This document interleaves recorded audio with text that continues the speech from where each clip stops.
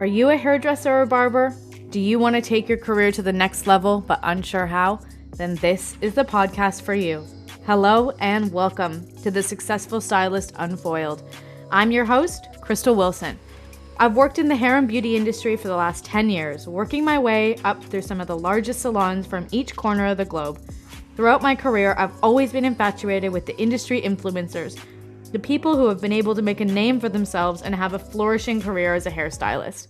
On this podcast, I'll be sitting down and talking to hair and beauty professionals who have taken their career to the next level. The ones who have gone from working behind the chair to exploring another avenue within the industry. From the platform artists, educators, business owners, TV and celebrity stylists, published, self-employed, brand-sponsored, and more, I'm sitting down and asking them how they've done it. I know these accolades can seem unattainable, so I'm making it my mission to break down the barriers, stereotypes, and simplify the process to make the dreams that you have more attainable. Join me every week on the Successful Stylist Unfoiled. The following program previously contained coarse language. I've done my best to edit it out. However, viewer discretion is still advised. Okay, guys, this episode has been a very long time in the making. This was actually the second or third episode that I filmed a few months ago. And it's taken a little while to edit because it's no secret that my skill set is hairdressing. And I'm doing my best to be techie and get all this going. However, when I filmed this episode, it was a massive thunderstorm in Melbourne. So I had a power outage and the Wi-Fi cut out and the signal wasn't great. So I wasn't going to post the episode because I thought it was too poorly executed. However, I couldn't stop thinking about how incredible this conversation was and that there was too much good information and quality information to knock it off. And I think the point of being myself is that I'm just authentically me, and this is what happened. And, you know, I'm not claiming to be this tech genius. I just want to have good conversations with incredibly talented people. So I couldn't let this episode go. So forgive a few of the glitches. I think I've done my best to edit most of them out. And, you know, us Canadian gals can drop a few F-bombs. But, you know, maybe it's not for the faint of heart. But this episode, I am talking with Carolyn Gahan, who I adore. I think she is so funny and just so good at what she does that I was just dying to talk to her. So she talks to me about how she's transitioned from working for a salon into a chair rental situation, how she got working with JOICO because she's a brand ambassador for JOICO here in Australia, Seamless Extensions, and getting into photo shoots. And that's really where my brain keeps going with everything that she talked to me about, was her process of picking clothing for photo shoots. And I really wanted to talk about the expense of photo shoots because in my experience, and I've worked at big salons that do a lot of shoots, the expense is thousands. And to me, I'm like, this is amazing that you maybe whoever has the money to spend on that, but the average Joe probably doesn't. And also, what is the point? Like, yes, we're entering the competitions, but when I look at someone's Instagram, like Carolyn, she's doing shoots all the time. So I was so curious, like, how are you paying for this all the time? Or what's the purpose? Are you doing this for magazines or for people that, you know, you're doing campaigns, or is it for yourself? And she seems to do the wardrobe. Like, there's so many things. So it's a really insightful episode. And I just really enjoyed the information and enjoyed talking to her that I could not scrap it. So please sit back, just enjoy the information, and remember that I am really practicing my tech skills. Okay, so this is episode not 3 anymore, but entering as that with Carolyn Gahan. And I am so excited about my guest today, a fellow Canadian, Carolyn Gahan. Hello, darling. Yeah, you did. Amazing. I've been practicing all night. 4 o'clock in the morning. Gahan. No, you nailed it. Buck it up. Don't buck it up. I'm just sounding a little echoey. Give me 1 sec to just fiddle with mine. Here. All right. Okay, I think that's better. You know, it's actually quite challenging going from being a hairdresser to a tech, phenomenon. I'm so impressed by you. Coding and so much more than you thought, but I found out this morning officially I'm on Spotify now. Shit, girl. Which is amazing. That's exciting. Wow. Yeah. Congrats. Things you don't realize that there's like so much behind the scenes. It's like, oh, you can't just upload to Spotify if you want to. Like you have to apply. They have to approve. Yeah, it's not like doing like nude websites. You just like flick your nude photos up. You have the steps you have to go through. So bizarre. Anyway, we're officially on. I was like, imagine I've done all this hype and announced it and then nah, it's not good enough. Can't get on. Just kidding. Oh God.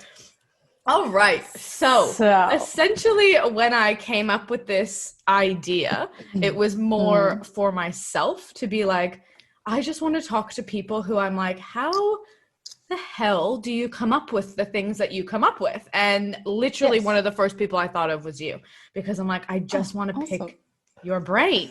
And I have, this secret Instagram life messaging with you that I'm like, oh, this is a good excuse for me to actually fully dive in and get the, the answers. And I think what you do is amazing. So I'd love to go through. You. You're welcome. All of the things. My glasses are very dirty here. So you're originally from Canada, correct? I am indeed, yes. And how long have you been in Australia, or how did that I've been here for 9 years now. Okay.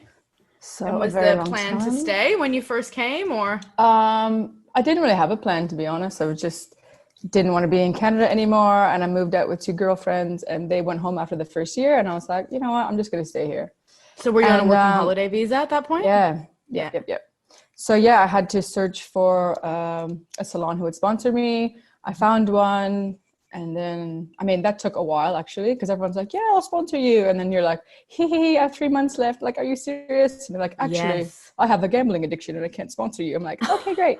So, it took me a while to find a salon that would sponsor me, and I did, and that was a big French franchise. So, I worked there for 7 years, got my sponsorship.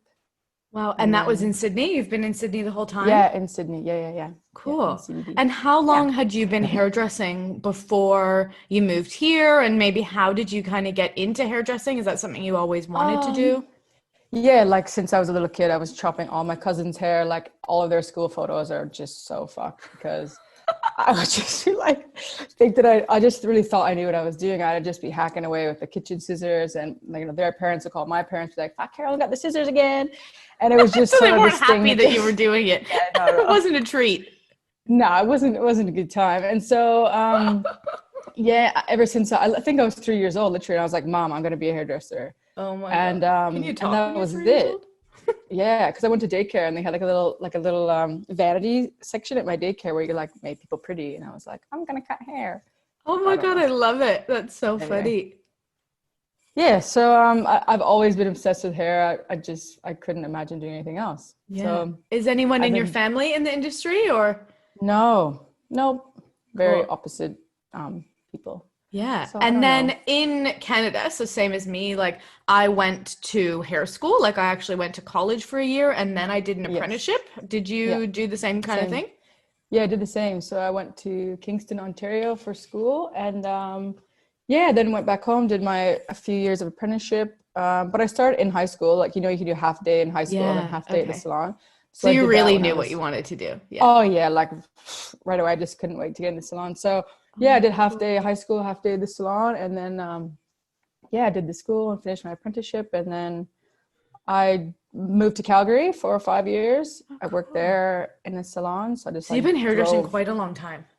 Yeah, almost 20 years. That is crazy. Yeah. Isn't it wild though? I felt the same way when I was trying to write, I guess, this little bio and get the thing going. And I was like, you're like, who the hell's going to listen to me? I don't even know what I'm talking about. And then I'm like, I've actually been doing this for 10 years. I know, it's and you feel like it's been like, I still feel like I'm an apprentice. Like, I know, it's gross. what the hell do I know? Yeah, it's weird. That's crazy. So, yeah.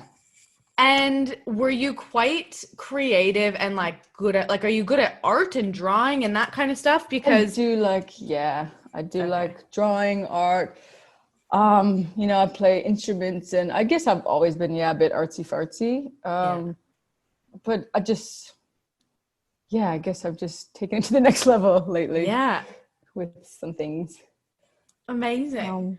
Yeah. So so when you came to Australia, you came to Sydney and you got sponsored by that salon, have you stayed there the whole time, or when did that change, or how did that change?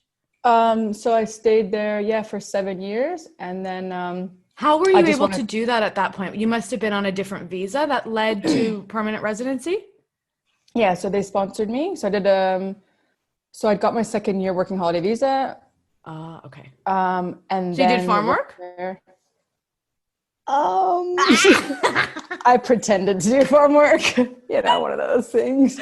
Like, yes, I worked for 88 days on the farm, and yes, the hard days. Actually did. Sorry. I did maintenance at a hostel in Early Beach in Paradise. But that's pretty cool. It was pretty good. It was a bit of a loophole, but I'd never done anything else besides hairdressing. I'd worked the same as you in the salon since high school, and here I was mowing lawns and changing bins, and it was a whole nother situation. I mean, sometimes you just gotta do what you gotta do. When I first moved here, actually, I worked at a pizza shop because I couldn't find a job in a hair salon for like 6 months. I just like serving pizza and gelato, so that was super embarrassing, but my friends would come by and take photos every day and just sort of make fun of me. I had no money for rent. You have the most creative pizzas. I just got super fat because they at the end of the day, they just give you all the pizza and ice cream. Oh my God. So it's just like drinking every day and eating pizza and shit. Yeah. That's so funny. But, so you stayed at that salon for 7 years? Yeah, 7 years. Do you work there now, or where are you now? No, so then a guy approached me. I met him years ago. He's like, I opened a salon. Just come have a look. You can rent a chair. And I was like, I think I'm all right. And he's like, fuck, just come and have a look, Yeah. And so I went there. I had a look, and I was like, yeah, it's quite cute. And he goes, okay, it's like, $530 a week. And I'm like, yeah, easy. I can do that. No problem.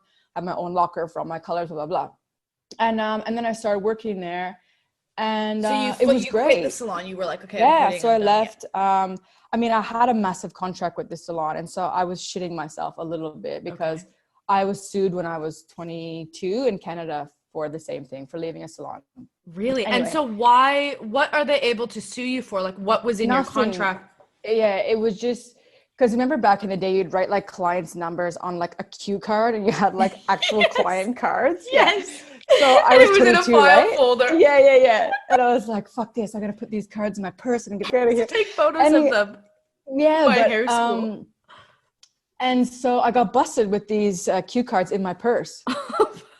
And I was like, whoa, that sucks. And so the next thing I know, I got some weird man dropped a letter off. You're being sued for 35 grand. And I was like, yeah, I'm 22 years old. I don't really know what 35 grand is. Like, I have a truck and a motorcycle, and you can have that if you want, but I have nothing else to offer you. Anyway, so that dragged out for 2 years, and I was pissed. So they actually followed through with it. Oh yeah. Oh my God, because I think a lot of times we all think that, like, there's parts of our contract that say stuff, and we're like, but it's just a scare tactic. You actually got sued. Well, the thing is, you can't stop someone from earning a living. So if it would have went to court, they would have laughed and been like, bye. Yeah. And so, but it was just the legal fees leading up to that. There was a bit of a issue. Yeah. Anyway, so moving forward onto this job, I was like, okay, I have a really insane contract. So I did take it to a lawyer and said, what's the best way for me around this? And I'm like, I don't want to be sneaky, weird. I just want to be honest. Like, I just want to go and do my own thing. I just want to work for myself. Be friends with everyone that works. Yeah. And they couldn't offer. I'm like, first before I left, I was like, can I rent a chair here? Like, can I do my own thing here? They said, we don't do that. And I'm like, okay, well, there's no other way for me to go, basically. Like, I've already managed here. I've already done all these things. There's no, you've hit your ceiling. Yeah. And so I went back to the manager and I was like, look, I just want to go do my own thing. And I still want to keep my clients. And That's just how it is. And she's like, okay. Oh. I was like, so you were shitting your pants for nothing? Yeah, I seriously was just sweating. Like I was freaking out. And she's like, yeah, you do things here that we don't do. So, I mean, it's just, it is what it is. And with Instagram, she could see that you'd outgrown the yeah, space. exactly. Yeah. You know, everyone was coming to me, how do I do this? How do I do that? And, you know, I had no one to sort of bounce off because they were looking at me for things. And I was like, fuck, I just need to either be around more inspiring people or something needs to change, you know? Yeah. And she was totally fine. And so when I left, I just left and everyone was like, well, I'll just find you on the internet. And I'm like, cool. And that's what happened. And so the first few days I was like, ooh, no one's calling me, rah, rah, rah. And then I realized even if I only did 2 clients a day, I was still laughing. Mm-hmm. I was still doubling what I was getting there, working 45 hours a week. It just wasn't making any sense. Yeah. Anyway, fast forward 6 months later, the guy I was renting from, he just turned out to be just a bit of a dick. Like he was really hovering over me and I don't know. He was always. So even though you were renting the chair and technically working for yourself, you were still being managed. Yeah. And he was like drinking a lot. It was just not a good spot for me. And then I was like, oh, I don't want to tell my clients again that I'm leaving. And then I was like, well, do you want to keep them in this environment or you want to get out of here? Yeah, they're going to pick up on the energy anyway. Yeah. So I'm sure I did lose clients. And I mean, it's funny because the clients you think are your lifers, you know, like, oh, this person will never leave me. They're gone in a second. Like, interesting. They're inconvenient, even a little bit, they're out. Yeah. Like they're not into it. Did I lose you? No. Hey, a little technical difficulty. Okay. All I could hear was you. And you're like, oh, hello? Have I lost you? Have I lost I'm just going to stop right now. I don't know what happened. The Wi-Fi cut out, and I'm going out because my boyfriend's in the living room. Said, "Do not make a sound," and I'm like, "Excuse me, did you touch the Wi-Fi?" Poor guy's just sitting there like, "What?" I don't know what happened. Me neither. It's fine. Like I told you to go for a walk. He's like, "It's a thunderstorm." Like, get outside. Oh my god. Okay, well I'll just have to learn how to merge my files together. This is a new task. I'm sure you're all tech savvy now. You'll figure it out. Okay, so where we left off is that you were saying that the clients that you think are going to be with you for life, oh yeah, like end up dropping off. It's like a breakup. And so when you go into a rent-a-chair situation, are they responsible for filling your column as well at all or not at all? Like, do you have access to if there's a receptionist there, is she booking you as well? Or you have your own separate book and FPOS? And yeah, exactly. Work for people who are familiar with how rent-a-chair works? Yeah, so basically you have your own system. So I use Timely. It's a booking site. Okay. So people just hop on there. What one you were going to use? So I follow this group on Facebook, Hairdressers Helping Hairdressers, some shit. I don't know what it's called. I have like a few of them that I follow. And it's always a hot topic, like, what's the best booking site? And so people were, giving their 2 cents. And I saw the one that kept coming up was Timely. So I was like, yes, that looks pretty great. I didn't want to use the old one from my old salon because it just reminded me of my old salon. And even though I would know how to, work it, I was like, I can't see those columns with the same colors and the same shit. So Timely is just really great, really effective, super easy. They take deposits, and then they send reminders 2 days before. Oh, perfect. So we all need that. super easy. So so when you rent a chair, like you can't, some places are different, but this first place I went, I couldn't have my business cards out. I couldn't have retail. Like it was very just, you come in, you do the hair and you leave. Really? So, how come? I guess he just wanted his own thing and didn't want it to look cluttered. And so there was retail there, say, but it was his. So if your client needed shampoo, it went through his salon versus through you. Yeah, but it's not like I would get commission or anything. It was just like, these are his products, I sell them for him and he gets the full amount. So everything, it was a good learning curve for me because it was my first time on my own. I was just sort of sorting everything out. How's it going to happen? And then the payments, I have a little square, so people just pay through there and then that pays you in 2 days. blah, blah, blah. But then, yeah, it just didn't really work out. I felt like I was working for that person. And I was like, this is not why I want to do this. And the other reason was I was paying per week. Yeah. And so whether I was busy or not, or on holidays or not, I had to pay that full amount, $530 a week. And that's quite a fair bit of money. Yeah. And then, you know, you have your products and all your other shit on top of that. So I thought, oh, this doesn't make sense. So if I wanted to go on a holiday, so say I went to Canada for 4 weeks, so I had to pay $2,500 for my chair before I left. It's not like you get vacation time from him. Yeah. And so that didn't work for me. And I was like, okay, this was good to know how this place works, but this doesn't work for me. And I only do 4 days a week. So I just want to pay for my 4 days and that's it. Yeah. And so, you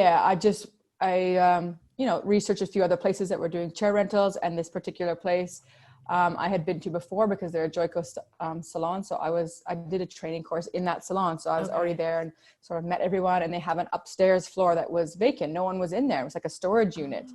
And I was like, oh, can I like rent upstairs? They're like, yeah, sure. And I was like, oh, okay, cool. So it already had the fit out, a basin, 5 chairs, and I just pay per day.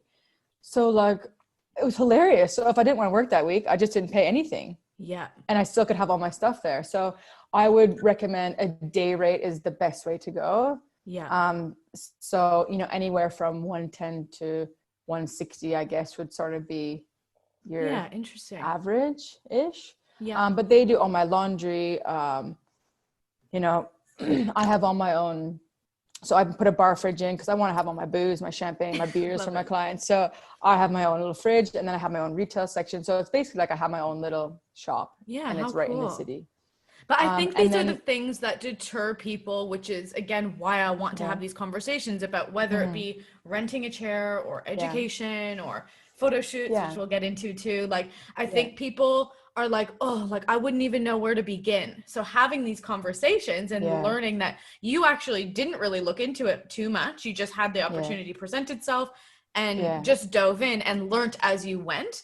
Whereas I'm quite like, as much as I don't plan anything in my life, I'm quite calculated in that way that I'm like, oh my God, I couldn't just do that without knowing what product line and what booking system and how much it's going to cost. So it's interesting. It was a major challenge because I changed color brands as well. So, I mean, I probably lost a handful of clients because I fucked their color out because I was basically relearning a new color line.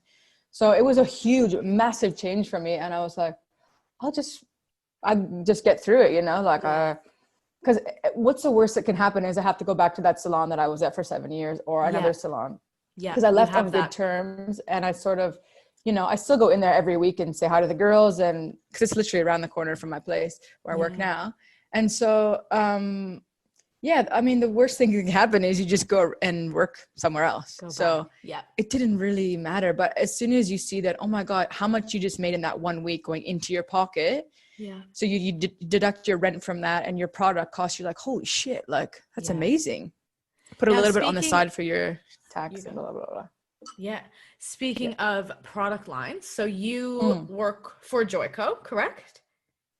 Well, I'm a guest artist for them. So like I'm their ambassador for Australia, and then I'm a guest artist. So they approached me. So when I was at that salon for 7 years, I was like running to the beauty supply shop and picking up JOICO products and like sneaking them into the salon and using them on my clients. So you didn't use JOICO at that salon? No. You just were familiar with it from home? Well, not even. I just wanted to use more creative colors, and JOICO, basically what the tube looks like, that's what it comes out as. Yeah. You know, there was no like second guessing things like, oh fuck, that's yellow, you know? Yeah. And so I would just go to the beauty supply shop, and because the brand I was working with didn't have very good creative colors, and they were just really, really not good. And so I just started using JOICO randomly, and I guess I was tagging them a lot. And so, you know, I was kind of on their radar. And then a girl that used to work at that place for 7 years with me, she left, and she's an educator for JOICO. And so she messaged me, hey, do you want to come maybe be an educator for us? And I was like, ooh, I don't know what that means. That's terrifying. And I kind of didn't really take her seriously. I was like, yeah, whatever. Cause she was just like a colleague, like a girl that I knew, you know? And then her big boss sent me a message, and he was like, hey, can we meet for a coffee? And I was like, oh shit. Okay. Love this. Yeah. But he sounded really cool on the phone. Like, you know, like I could swear and just do whatever I wanted on the phone with him. So I was like, yeah, let's meet for a coffee.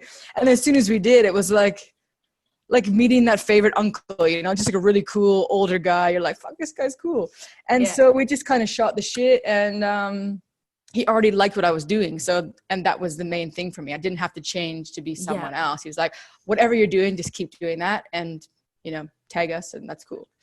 Amazing. And so that happened when I was still working that hourly rate at that first salon. Yes. And then, so that was perfect. So when I left, I was like, oh, I'm going to start using JOICO now, because if I'm going to be educating with them, I need to actually know what the product is, blah, blah. And, but yeah, that was a massive struggle. Like, oh my God, I felt like I was 16 again, trying to learn a new color line. Yeah. But they were really great, really supportive. Yeah, they're just a cool company to work for. So basically what I do for them is every time there's a color class, so they'll fly me to Perth or Melbourne or Brisbane, and I just teach a color technique that I've made up out of And do they provide you with product in your suite now, or you still buy? No, you have an account set up with them, and that's so you choose to use them because you like them, and then you get to educate for them too. Cool. Yeah, it just sort of happened right as I was working for myself. They were there, and I'm like, this is great. I've been following them for ages. Their color line seems pretty straightforward, pretty easy to use, you know, affordable. They gave me a discount on my color, and yeah, it just sort of seemed like the right fit.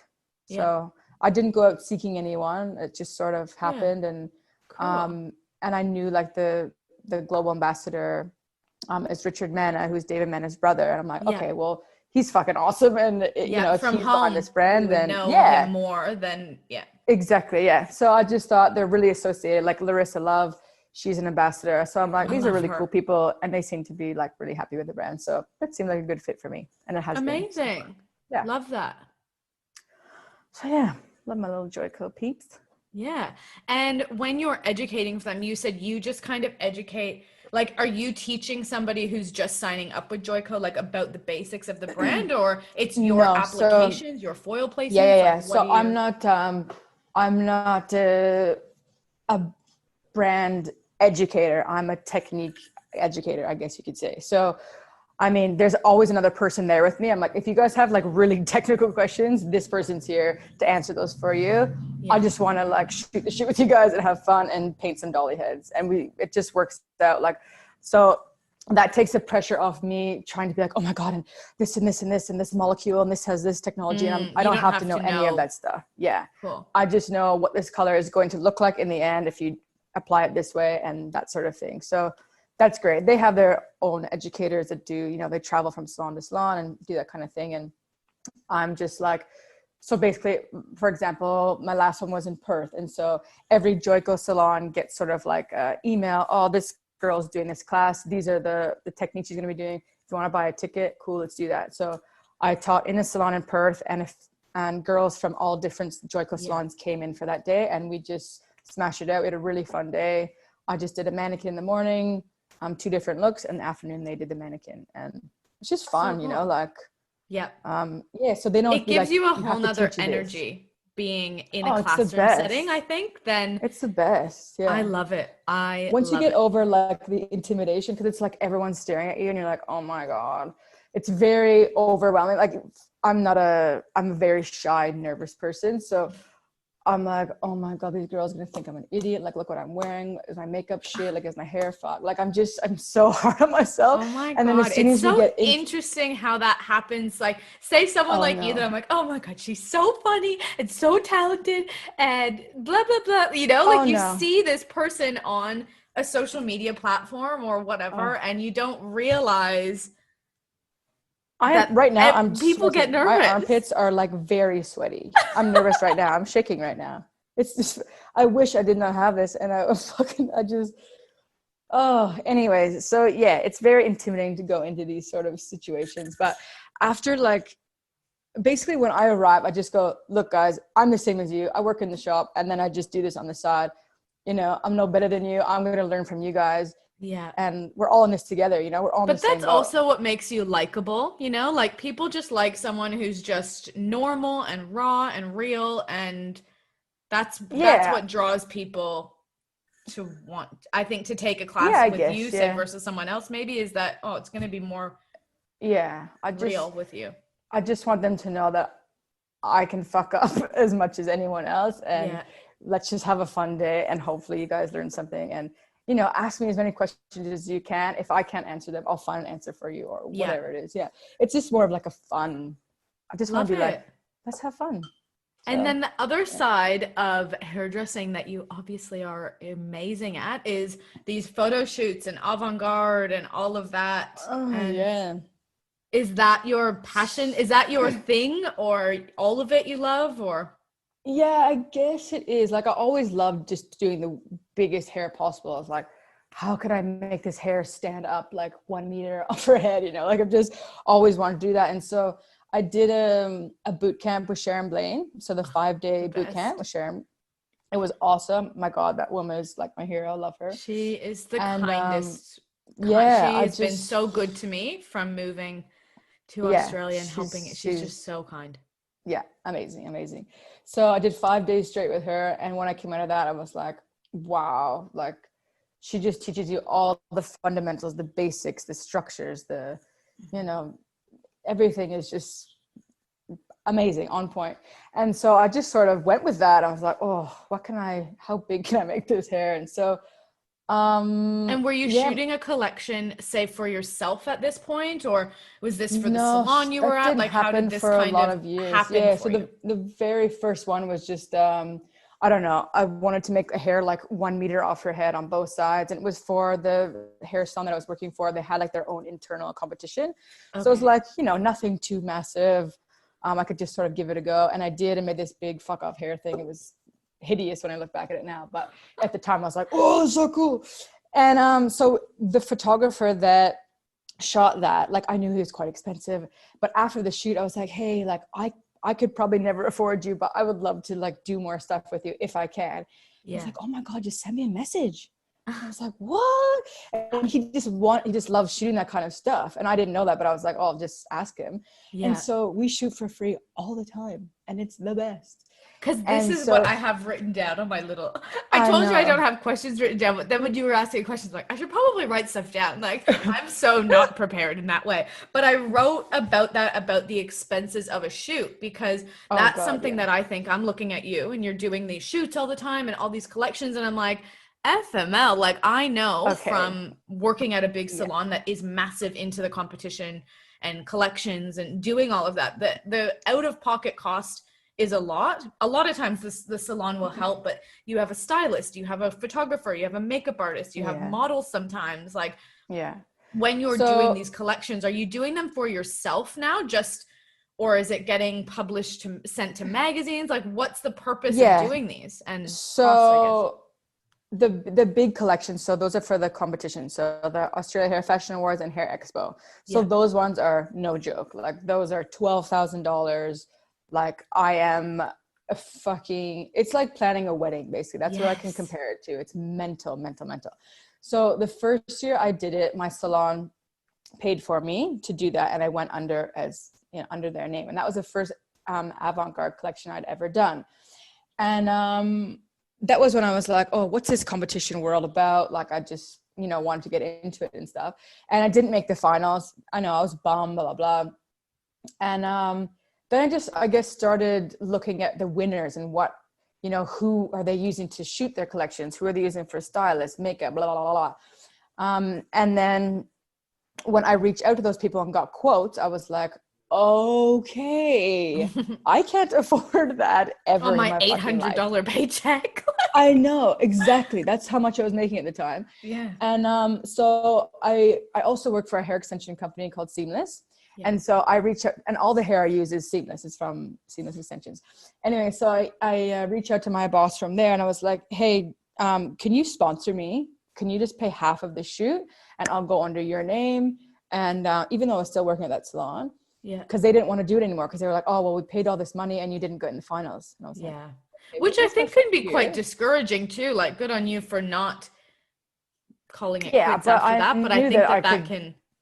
Yeah, for sure. It could have. And it did. The other people that entered, they were like, well, I'm not doing that again. And I'm like, well, guys, you think hairdresser of the year is their first time in this competition? Like you just got to keep going. And so I loved it so much, as stressful and awful as it was leading up to the day.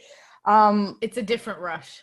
Yeah, it's So anyway, I contacted those people, blah, blah, got the quote, and my boss was like, yeah, I'll pay for half, the hair extension boss. Yeah. And so we did that. So, I mean, but I still had to pay $6,000. You know, so the stylist, the clothing stylist for the day, she's $1,000. Your makeup artist is $400 for the day. Your models each are $400 per half. Because you're getting professional models every time. Yeah, 100%. Like that's the biggest thing with photo shoots. The model has to be smoking fucking hot, or know how to work her angles, move around, have like amazing facial structures, long neck, you know, like otherwise you've spent all the money for the stylist, for the makeup, for your time, and you have this model that can't do it. That's a very good point. Yeah, 100%.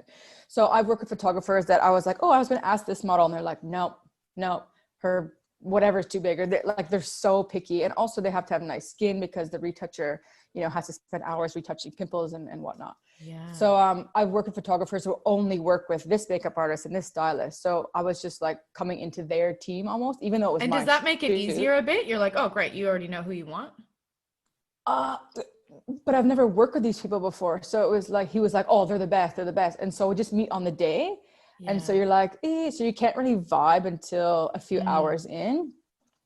And I don't know, it's a bit weird, because it's almost like not your shoot then. It's like, because you haven't chosen the people who are on your team. So even though they're the best of the best, you're going to get fucking sick photos at the end. You're just like, but I don't know these people. And sometimes it's a clash of vision, like what you want isn't what they're sometimes doing. Maybe they don't know. Yeah, they don't really know your vision. You haven't had a coffee with them before and be like, okay, this is the mood board. You just sort of chatted over Instagram, and then they show up in the day and you're like, hee. So that's a bit weird. But the times that I've done that, I've been in the finals every single year. So and then this last year, JOICO wanted to be my sponsor, and they were like, oh, well, we want you to go under our name now. And I'm like, okay. And so, but they wanted to go in half as well. I probably shouldn't be saying this, but anyway, they wanted to be like, oh, we'll pay for half, and then, you know, whatever. And I was like, well, I want you to pay for the whole thing. Yeah. Just to see. I'm like, because I'm not going to jump ship from one to the other for the same offer. You know? Like, I want someone to pay for this whole thing. Like, if they're serious, let's do this shit, you know? Yeah. And so I said, I want you to just pay for the whole thing. And they were like, okay. See, and it pays to ask. I think I know, that's but the I never would have. Thing you learn in 100%. is even a raise or time off, or 100%. I've always, probably too much so, been like that, being like, I want this and I want this, and I'm very, you know, but you don't ask, you don't get. I think I am, but I've always been that way. And I was like, at the end of the day, what's the harm if I say I want this and it doesn't happen? It wasn't going to happen anyway, and it works. Yeah, and that was advice from my hair extension boss guy. He's like, look, it's cool if you want to go with them, but like, make them pay for it all. And I was like, what? I can't do that. And he's like, do it. I was like, okay. And it worked out. And I just paid for my hair. Is it up to them and yourself submitting it to magazines and print and wherever, or? So the ones that I do for the awards, those are just the award ones, and that they're sort of in their own little category. Yeah. And the ones I do for fun, those are just with my, so the photographer that works for free with me. Yeah. And my makeup artist. And so you're still doing that. He's still doing it for free with you. Oh yeah. We've been shooting for 7 years probably together. And is the purpose of doing that for free because then he can submit it to other places, or is it just for you, for your Instagram? Like, what's the point? Oh, just content. Like, so there's a website called Caviar, and so they have like, I don't know, 200 magazines who are taking submissions. So they basically have, we need 16 photos, you know, this resolution, blah, blah, blah. And so you just submit them. And then if the magazine picks it up, then they pick it up. If they don't, you try someone else. It's just exposure essentially for you and for him. And you just like each other, and Oh yeah, we just love shooting together. Cool. It's literally just the most fun time ever. We're just, you know, after the shoot, we just have a few beers and we just laugh. Like, it's literally just a hangout day for us. I know he does great photography, and he knows that I'm going to bring cool models and do some really weird shit. And he just is really into that. And so, but if he's like, hey, I have a paid shoot tomorrow, I have to cancel, I'm like, yeah, that's cool. Yeah. So, and vice versa. If I have a client, I'll have to cancel. So we're just sort of cruising along. And I mean, especially through COVID, we've all just been doing jack shit. So it's like, hey, you want to shoot tomorrow? Some of the shoots we plan like 10 p.m. the night before.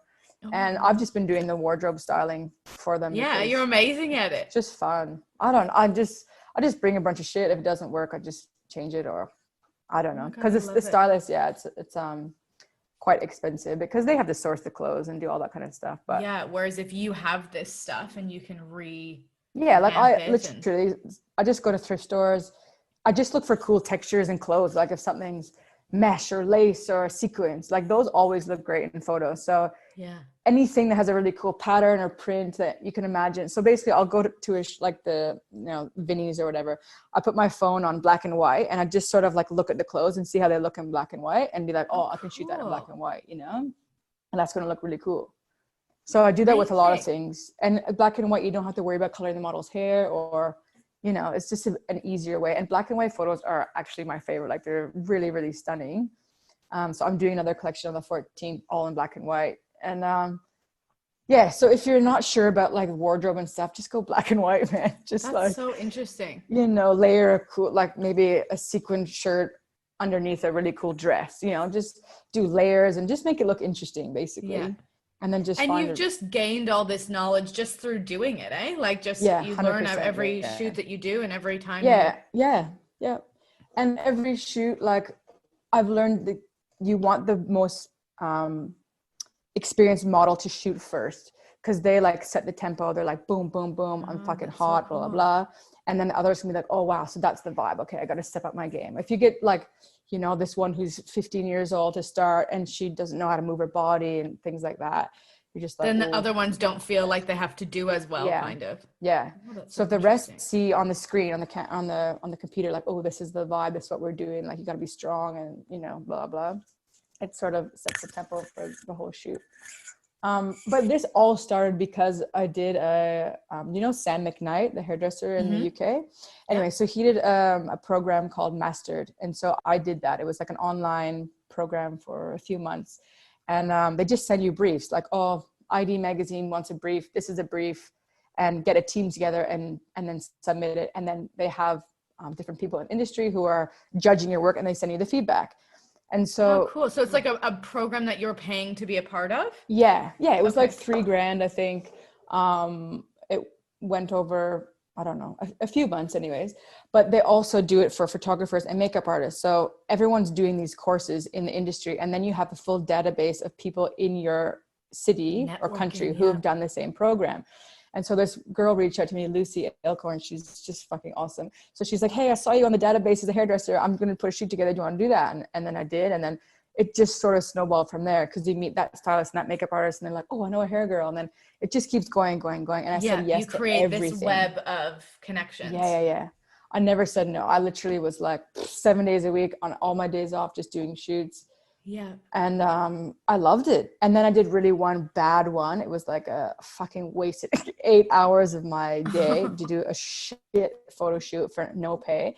And that was when I was like, okay, I have to start saying no to some stuff. And the hardest part is transitioning because it was someone else's vision that wasn't good.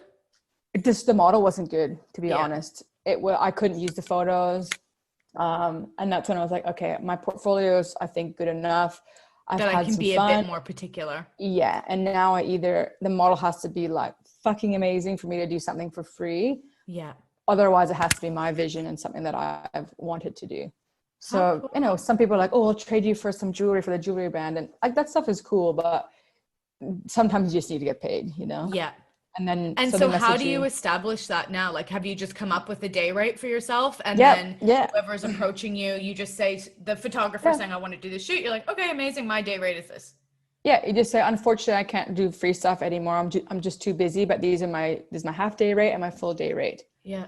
So like half day, I say $400 and full day is $800. And I'm happy with that. And it's quite a reasonable amount. And then they say yes or they say no. And that's it. Like, I don't want to do like really natural stuff anymore. It doesn't really float my boat. Like I got an offer to go out to the Blue Mountains the other day. Oh yeah. Do you want to do the hair and I was like, what's the hair gonna be like? Oh, just natural. And I was like, you want me to drive to the Blue Mountains to brush this chick's hair? Like, it's not gonna happen. Message me if you want some fucking cool wigs or something else. Like, they're beautiful images, but I want my clients to be like, wow, she's like fucked up in the head to think of something like that, you know? Like, well, that's exactly why I wanted to talk to you. I wanted to be like, I think that I have been trying to, once I worked for a big salon as well, and they were doing photo shoots, and you know Charlene, obviously, and she's just so creative and comes up with these things, and I'm like, oh, this is what I need to be doing. This is amazing. This is what I want to do.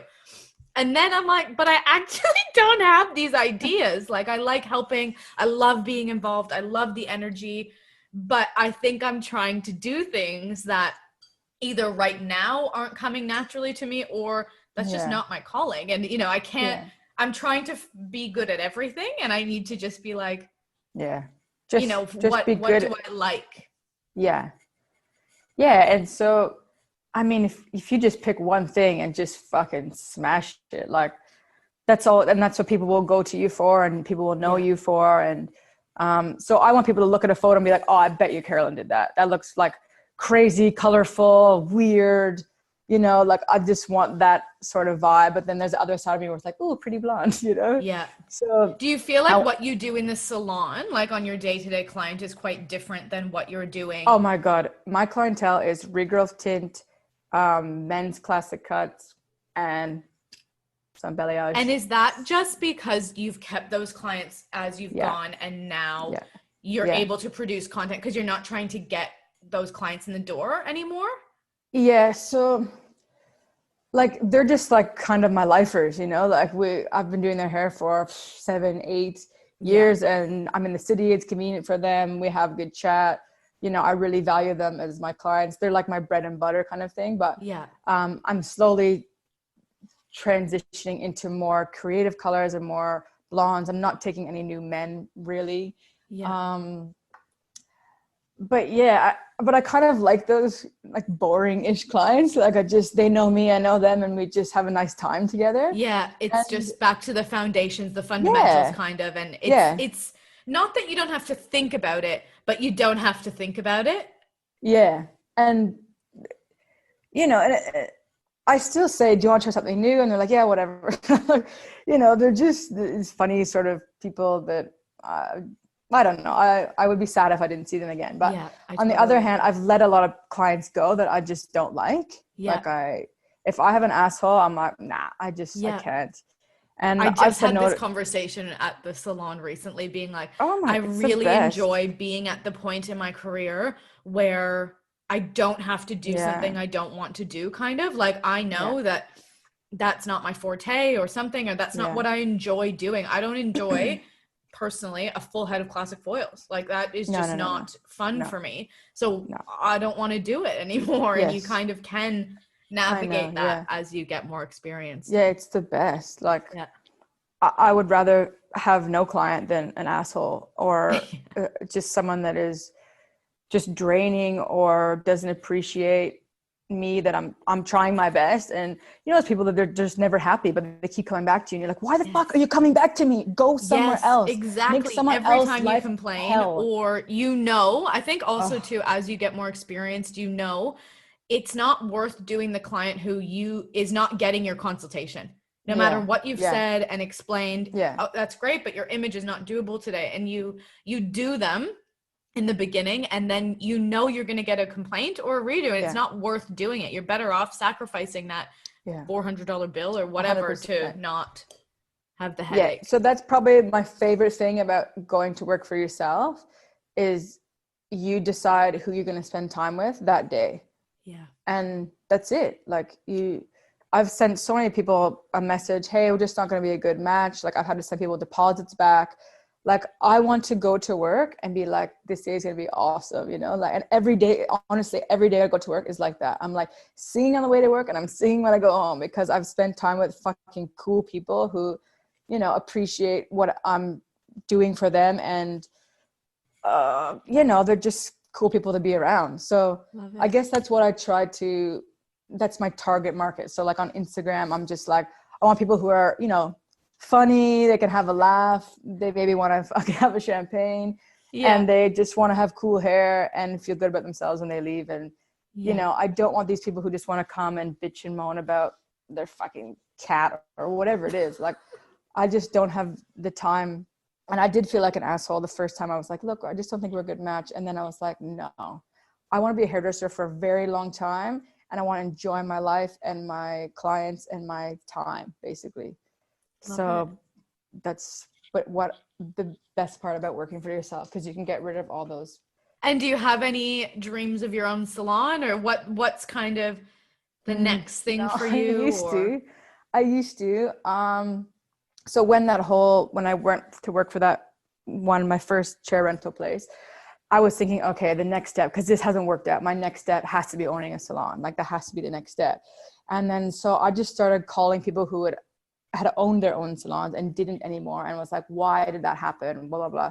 And they're like, honestly, you just lose your passion, because you're trying to manage people.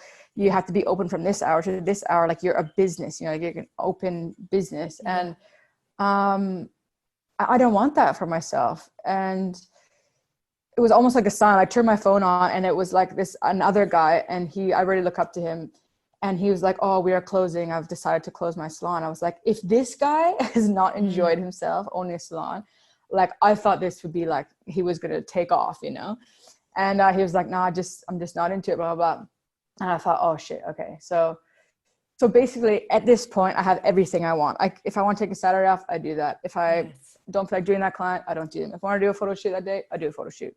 Yeah. So I have everything that I could ever want right now. And I'm like, do I fuck it up and do something else? Or, so I think I'm a little bit bored now, obviously because COVID, but I haven't been able to fly and do flights for JOICO. And so now I'm just kind of doing a lot of shoots, I guess. And because you have that time to have a creative process. You can stay up, you can do, have the brainstorm and do all that.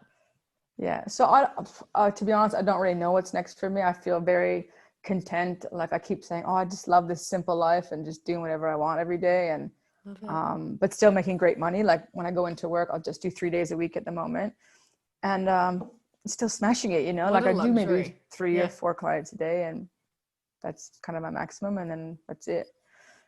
So I don't know what's next, really. Like, just want to get back into teaching, and I don't know. I mean, my hair room, it's a constant, like, I have my workshop at home, and it's just constantly like I order wigs like every week and color them weird, and just, I'm always doing stuff. And you just have like an arsenal of things. You're like, okay, I've made this, and now let's shoot this, and you just have them. Yeah. So like, a photographer a few days ago messaged me, hey, what wigs do you have right now? Because she wants to create an editorial based on the wigs that I have. And I told her, I'm doing a new collection on the 14th. So I'll have like 6 new wigs to play with. She's like, okay, cool. I'll wait for that. And so it's just fun. Like, I'm just having the best time doing whatever I want. And so I don't know what's next, but I'm just, I love it. Well, that's exactly why I wanted to start this channel. And I think talking to you is just simplified it and make these things that seem so unattainable, and these people that seem so next level. And I mean, you are still. I'm like, oh, you're actually not that good. I don't think I am. I think I'm just quite normal, but I think that's the point, is that these things, you explaining that you just messaged someone and that's how that happened, and this and this, and it snowballed from there. It sometimes, I think, from the outside looking in, it's like, how do I get to that point? And that was the conversations I wanted to have. And I think this has been so useful, and I really appreciate you, like, no problem, sitting down and sharing your knowledge and time. And just jump into it, man. Balls deep. Just see what happens. I mean, nothing bad is going to happen. Exactly what you said. You take that step. The first time you went from the salon to yourself, you're like, what's the worst that's going to happen? I just have to go back and work for a salon if that's what I want. Or same thing with your photo shoots. If it's not a good shoot, you just don't use it. Or me and this, if this is shit, who cares? I still got to have a conversation with you. That's what I thought with this whole thing. I'm like, okay, I made a list on my phone of people that I just wanted to talk to and just be like, how did you do it? And then I'm like, I reckon other people might have these questions too. And now I've created this whole thing. And if it works, it works. And if it doesn't, I'm not doing anything anyway. I'm trapped in my house for God knows how long now. Might as well do something. And I miss talking to people. Like I wanted to just have social interactions. So I feel like this I think it's quite simple. If you want to go work for yourself, just fucking do it. Quit your job, go rent a chair, tell your clients that that's it. If you want to do a photo shoot, message a photographer. Hey, you want to do a shoot? Yeah. Go to a fashion school, the end of parade. Go look at the clothes that these students are making. Write their names down. Message them. Hey, can I borrow your fucking dress for a photo shoot? Yeah. Whatever it is, like just message people, chat with people. I mean, just do it. Like it's quite simple, you know? Yeah. And have fun, enjoy it, make some money, do fucking awesome hair, create a good Instagram, chat to people. I don't know. Amazing. Snowballs from there, I think. Yeah, you just got to do it. That's the moral of this episode. You just got to do it. Yeah, man. Love it. Just dive in. All right. Well, thank you so much for my pleasure. Being so insightful and open book. Anytime. Okay. Thanks for listening to this week's episode of The Successful Stylist Unfoiled. Don't forget to follow, like, and subscribe on Spotify, iTunes, and YouTube to get all the notifications of our weekly episodes.